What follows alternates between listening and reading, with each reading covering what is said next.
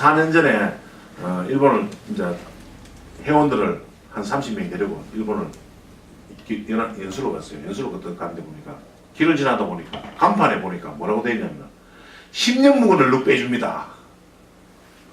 그래가지고 얼룩 제거 얼룩 공방 그 일본말로 시민입기 뭐 이래가지고 쭉 써놨단 말이야. 그래서 이야 저 사람은 도대체 뭐 얼마나 기술이 있길래 10년 묵은 얼룩도 빼주냐. 그리고 또 하나는 타업소에서 제거하지 못한 얼룩 제거해드립니다. 간판에도 그렇게 걸어놨더라고요. 간판은 아예 10년 묵은 얼룩 빼줍니다. 자기 상호는 쪼매나게 쓰고 그러니까 그 집에는 들어가봤어요. 근데 그거는 연구소야 완전. 우리처럼 지금 여기처럼 연구소를 만들어 놓고 세탁소는 한쪽 기대 좀 하나 세탁기계 있고 거의 얼룩빼기 장비만 쫙 해놔놓고 그냥 얼룩빼기만 하고 직원들이 쫙 있는 거야. 그러니까 근데 터져나가요.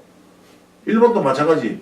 소비자들이 일반 소비자들이 제일 불평이 많은 게 얼룩이야. 지금 여러분들이 세탁소를 운영하고 있지만 다림질 때문에 1년에 크레임 걸리는 게 몇 개나 됩니까? 몇 개 없죠? 네. 전 세계에서 다림질 누가 제일, 어느 나라가 제일 잘하느냐? 한국이 제일 잘해요. 한국 사람이 다림질 기술이 제일 좋아요. 물론 꼼꼼하게 하고 하는 스타일은 또 일본도 잘하지만 일본도 이제는 공정화가 돼가지고 옷을 우리 그 군대 남자분들 군대 갔을 때 생각해보세요. 군대에서 옷이 주름이 쫙쫙 쓰고 하는 거 있죠. 우리나라는 군대 문화가 있잖아요. 그러면 군복을 달아입던 문화. 다 군대를 갔다 오고 그러기 때문에 그 문화가 한국 문화란 말이에요. 그리고 일반 소비자들도 군대를 갔다 오기 때문에 옷을 쫙쫙 달아입는 이 문화를 벌써부터 생각하고 있잖아요. 근데 일본 같은 경우는 군대를 안 가요. 군대를 안 가다 보니까 그런 문화가 별로 없어. 근데 일본은 와이사스 쪽이 이제 막 칼처럼 나오는 거다. 와이사스에 목숨 거는 게 일본이에요. 하지만 전 세계에서 아이롱 제일 잘하는 나라는 한국이다. 얼룩 제일 못 빼는 나라는 한국이다. 그래 보면 돼요. 근데 일본은 가보니까 얼룩은 진짜 잘 빼요. 전 세계에서 얼룩을 제일 잘 빼는 나라는 일본이에요. 그리고 여러분들 생각할 때 독일이나 뭐 유럽 쪽이 세탁 기술이 좋을 것이라 생각하죠. 세탁 기술은 독일이 좋아요. 세탁 기술은. 하지만 얼룩 빼기 기술은 제일 핫바래요. 한국보다 더 핫바래요. 독일, 유럽 저기 왜 그러냐면 문화 자체가 옷에 대한 그리고 문화라기보다 먼저 뭐가 문제냐면 세탁소가 우리는 우죽순 마음대로 막 생기잖아요. 뭐 옆에 생기면 되지만 그 유럽 같은 경우는 어떻게 되냐면 허가제요. 한 동네에 한 개 이상 허가를 안 내줘요. 그러니까 경쟁 상대가 있어요 없어요? 없잖아요. 배 부른 거야 한마디로. 배가 불렀으니까 오후 5시 되면 샷다 내놔봅니다. 옷을 들고 가게 앞에 줄을 서가 들어오려고 해도 다시 되면 문 내놔봅니다. 내려오세요. 왜? 어차피 이 사람은 내일 오니까 그래 그 사람들 다시 되면 딱 폐점합니다. 그러니까 또 하나 보세요. 얼룩 빼기가 왜 기술이 없냐면 굳이 얼룩 빼주려고 노력 안 합니다. 얼룩 빼다가 정말 다시 되면 그 욕도 먹고 돈 물려줘야 되니까 그 자체를 안 하거든요. 그러다 보니까 어때요? 기술이 발전하기서 안 발전했어요. 발전할 이유가 없어요. 그런데 자 일본, 한국 비슷해요. 동네마다 세탁소 한 골목에 서너 개씩 다 있고 제가 제일 세탁소 밀집 지역을 한 군데 본 데가 있어요. 거리가 딱 100m예요. 100m 안에 24개가 있어요. 24개. 일본의 후쿠오카를 가면은 그 좀 상업 지역을 지나서 주거 지역 딱 들어가는 입구가 있어요. 주거 지역 들어가는 입구인데 그러니까 양 차선으로 해가지고 100m 거리인데 일본은 한국하고 달리 그 프랜차이즈화가 거의 다 돼 있어요. 거의 99% 이상이 프랜차이즈화 돼 있어요. 상호를 일반 개인업소 여러분들처럼 하는 개인업소가 아니고 개인 브랜드가 아니고 브랜드가 다 있어요.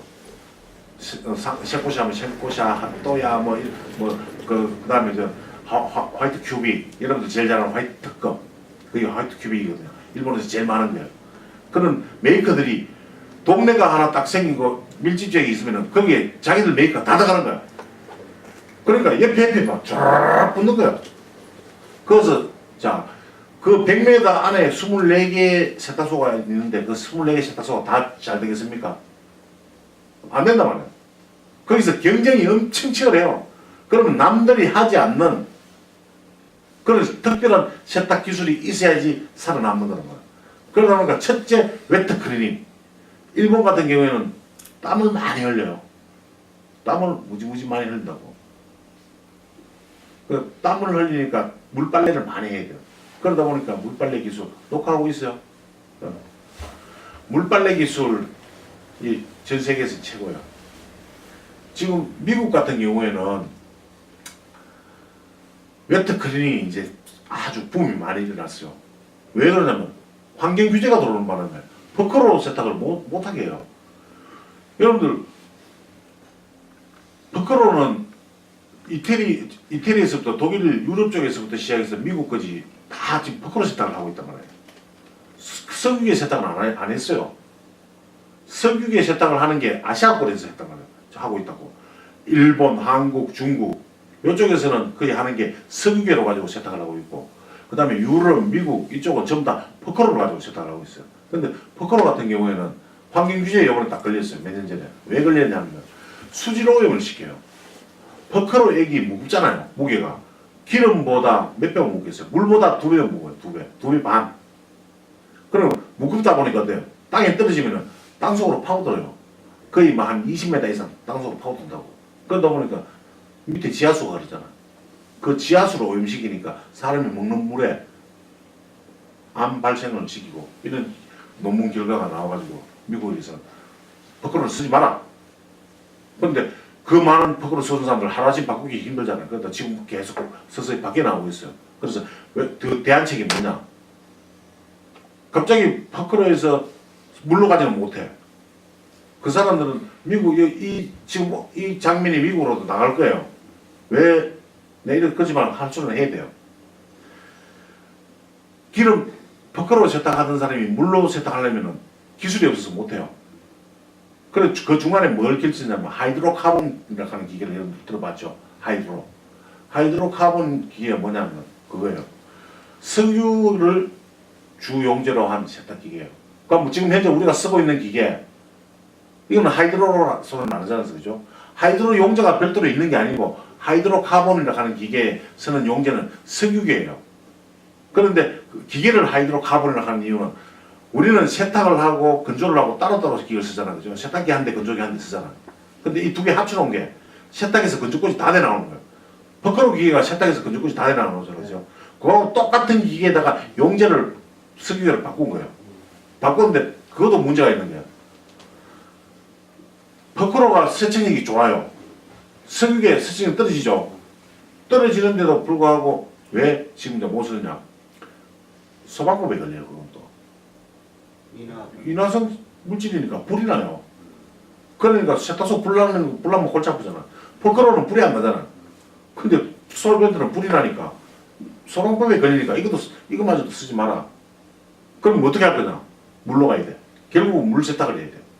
그럼 물 세탁을 하려면은 자 미국 같은 경우에 물 세탁을 뭘 주로 했냐면 청바지, 와이셔츠 요 정도는 물 세탁을 했어요. 이불 뭐 이런 것들.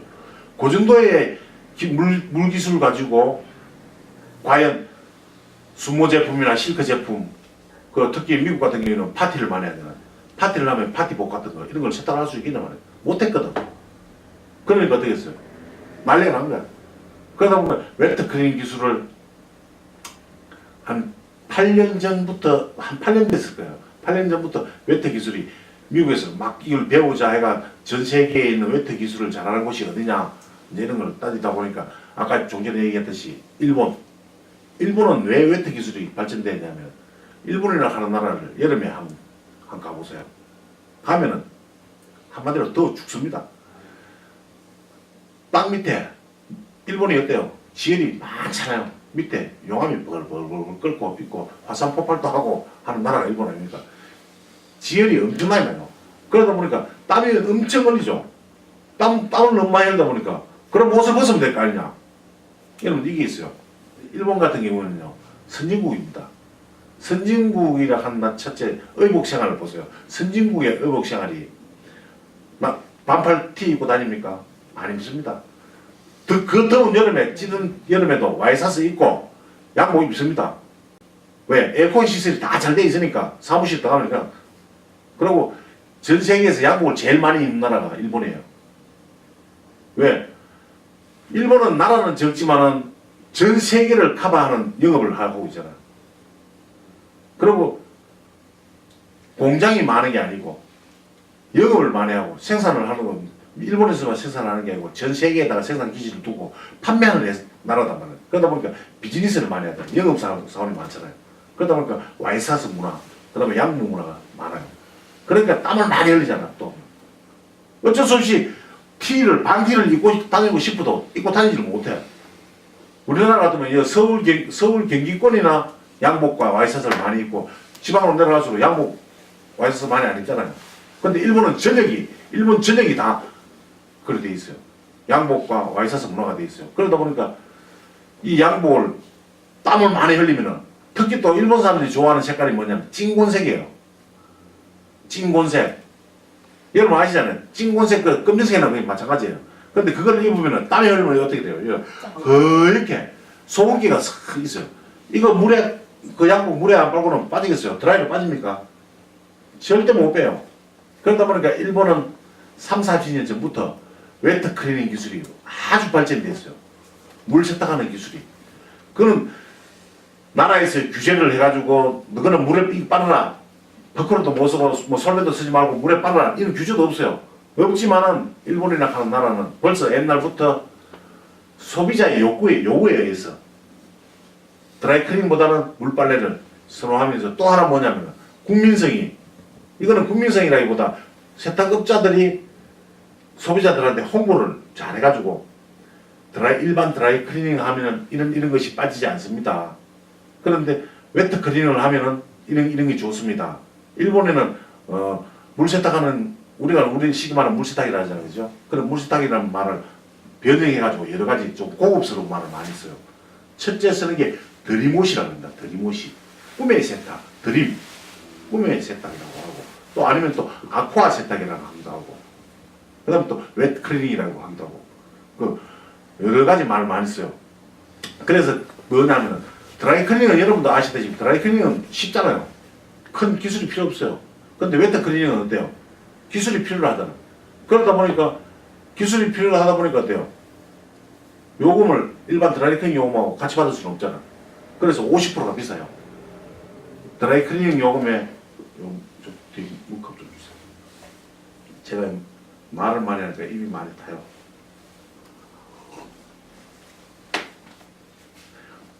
웨트 클리닝을 드라이 클리닝보다 요금을 50%를 더 비싸게 받아요.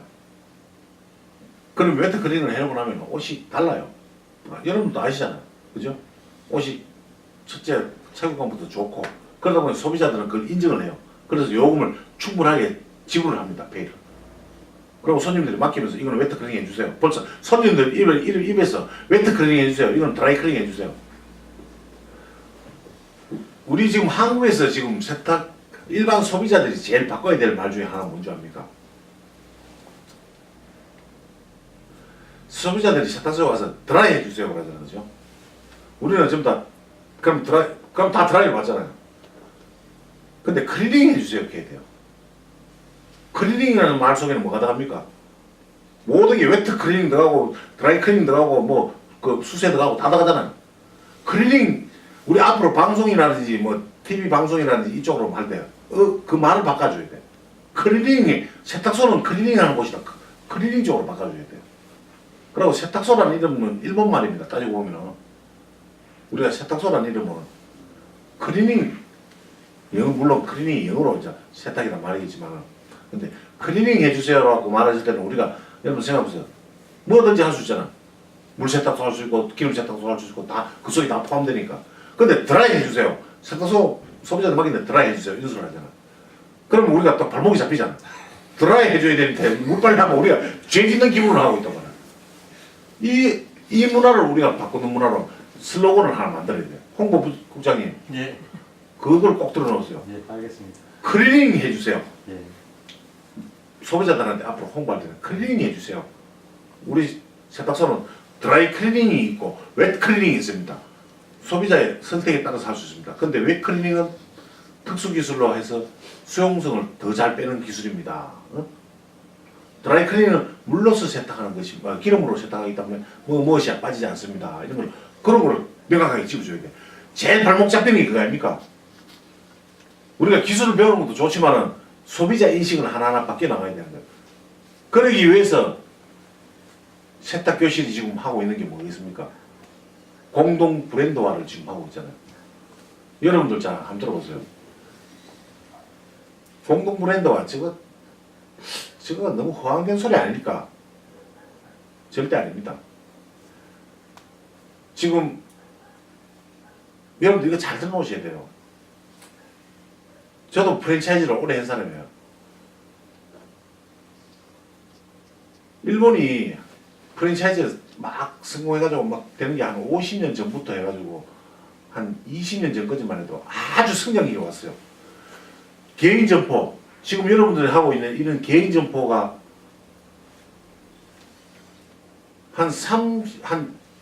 그러니까 한 20년 전까지 거의 다 소멸됐어요. 없어졌어요, 일본에. 그럼 그 자리를 누가 찾아내냐? 딱 브랜드가 다 찾아있어요. 지금은 일본에 거의 바깥에 누가 있는데 들어오세요.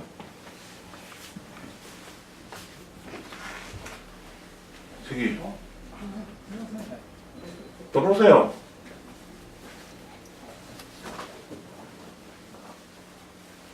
세탁소가 일본에서 세탁소가 없어지기 시작한 지가 거의 50년 전부터 20년 전까지 다 없어지고 겨우 살아있는 게 1%도 안 될 거예요, 진짜. 개인업소가 살아있는 거는. 근데 그렇게 일본은 프랜차이즈가 성공할 수 있는 게 된 계기는 뭐냐 하면은 정부에서 지원을 다 해줬어요.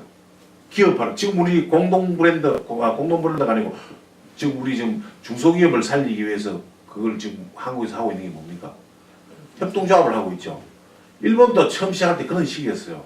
협동조합식으로 해가지고 여러 사람이 합쳐가지고 큰 공장을 만들어가지고 이렇게 하다가 그게 브랜드가 되거든. 근데 지금은 그런 협동조합은 안 해요. 일본은. 다 협동조합이 해놓고 전부 다 그걸로 돼 있는데 이제 그런 시기에서 나라에서 정부에서 지원을 해줬어요. 일본에서는. 저리융자로 해가지고 기계 설비하는 거 지금 우리나라에 하고 똑같아요. 벌써 50년 전 일본에 했는 걸 지금 한국에 하고 있어요. 이거 잘 생각해보세요. 협동조합 생기고 뭐 하는 걸 시기질투만 할 게 아니고 50년 전 일본이 시작했는 그 뒤를 그대로 밟고 있어요. 그러면서 조그마한 업소가 모여가지고 공장이 되고 공장이 브랜드를 달고 이런 식으로 막 하다 보니까 조그만 업소가 일어설 수 있는 자리가 없었어요. 근데 거기서 문제가 나오기 시작했어요. 뭐가 문제냐? 옷 받는 점포에서는 그걸 알아들었는데 실질적으로 이게 작업장에 나갔을 때 작업 현장에 있는 일하는 분들이 그거를 그대로 소비자가 바라는 대로 해주지 못하잖아요. 한 달에 몇 달에 걸쳐가 나갔잖아. 옷이 벌써. 여러분들은 옷을 받으면은 소비자가 뭐 해주세요. 어떤 건 이건 요 뭐 묻었고 요 뭐 어땠으니까 요거 해주세요라고 얘기하면 여러분들이 일을 하니까 어때요? 바로 그거를 해결할 수 있는 방안이 있잖아. 한 사람은 힘은 없어요. 10사람이 모이면 힘은 10배가 돼요. 100사람이 모이면 100배가 되고 1000사람이 모이면 1000배가 되잖아. 이거는 그냥 상식 아닙니까? 그거를 실행을 하자는 거예요. 여기 계신 10명의 인원이 한마디씩만 하면 10마디의 홍보가 되는 거잖아. 그게 공동 브랜드가 아닙니다. 공동 브랜드. 상호 하나를 브랜드화 시키기는 참 힘들어요. 근데 브랜드화가 되면은 브랜드 파워는 대단합니다. 엄청납니다. 우리가 받는 혜택도 많고. 근데 쭈삣쭈삣 하는 게 뭐냐? 돈이 많이 들지 않겠냐? 개인이 하는 것보다 더 돈이 적게 들어요. 개개인이 하는 것보다 돈이 훨씬 적게 들고 광고비도 1년 광고비도 따져보면 진짜 적게 들고 그리고 브랜드 파워가 생기고 그리고 소비자의 선택을 받을 수 있고 그러려면은 그래서 이름을 상호를 브랜드를 얼룩배기 2박사라는 걸 넣었잖아. 그럼 얼룩배기 이걸 넣게 되면은 소비자들한테 첫째 좋은 게 뭔지 아는 첫째 좋은 게 돈을 받을 수 있다는 거예요. 여러분들이 세탁소를 운영하면서 세탁요금은 받잖아 지금. 근데 얼룩배기 요금을 별도로 못 받습니다. 한마디로. 그리고 이거는 별도로 얼룩배기 요금을 줘야 됩니다. 라고 소비자한테 얘기를 하면은 이 양반이 돌았나? 세탁소에서 그런 거 어디 보면 왜 받냐고. 도로 욕을 합니다. 얼룩배기 요금 별도로 추가받습니다. 하지만 간판 자체에 브랜드 자체에 얼룩배기라고 딱 써놓으면은 얼룩배기 요금은 당연히 지불해야 된다는 걸 소비자들이 인식을 해요. 그러면 돈 받는 게 쉬워요. 그러면 그렇게 되면 첫째 좋은 게 뭐냐면 매출에서 점당 단가가 점당 한 점 한 점 단가가 배가 올라갑니다. 배가. 여러분들 생각해보세요. 여러분들 지금 현재 하루에 내가 100점이 들어옵니다. 하루 100점이 들어옵니다. 100점 들어오는데 평균 단가가 보통 뭐 다 따져보면 한 평균 단가 3,000원 좀 잘 받으면 3,500원 이래 될 거예요. 매상을 보세요. 하루 매상이 내가 한 30만원 40만원 된다. 매상이 하루 매상이.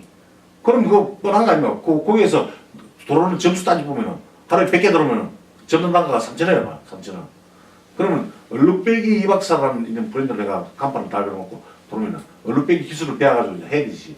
그러면 점당 단가가 4,500에서 5,000원 넘어가는 거예요. 하루아침에 넘어갑니다. 하루아침에. 진짜요. 거짓말 안 해요. 그리고 배가 되는 거는 점당 단가 3,000짜리가 6,000원까지 되는 거는 한 6개월 만에 돼요. 거짓말 안 해요. 분명히 됩니다. 그러려면 얼룩배기를 못 하는데, 얼룩배기도 할 줄도 모르는 사람이 간판만 듣다 놓으면 간판 못 합니다. 달 수도 없고, 자기도 안 줍니다. 그 얼룩배기 이박사는 간판을 달기 위해서는 기술을 배워야 되고, 80시간을 이수해야 되고, 그 80시간이 중요한 거 아니에요. 기본 80시간이에요, 기본. 계속적으로 얼룩배기에 대해서 공부를 계속 하셔야 돼요. 방송도 계속 보고, 계속 자기 발전을 계속 하고 있을 때. 그리고 손님한테 내가 얼룩배기 박사라고 기라놓고 얼룩을 못 배운다고 하면 그건 말이 아니잖아. 그러면 스스로 간판을 내려야 돼. 유지를 하려면 그 간판을 유지하려면 어때요? 계속 배워야 돼. 그래서 앞으로 여러분들이 지금도 공부하고 계시면 앞으로 과연 내가 목적을 뭘 가지고 해야 될 것인가. 그러고 지금까지 혼자 살았어요. 앞으로는 혼자 사는 시대는 이제 끝났어요.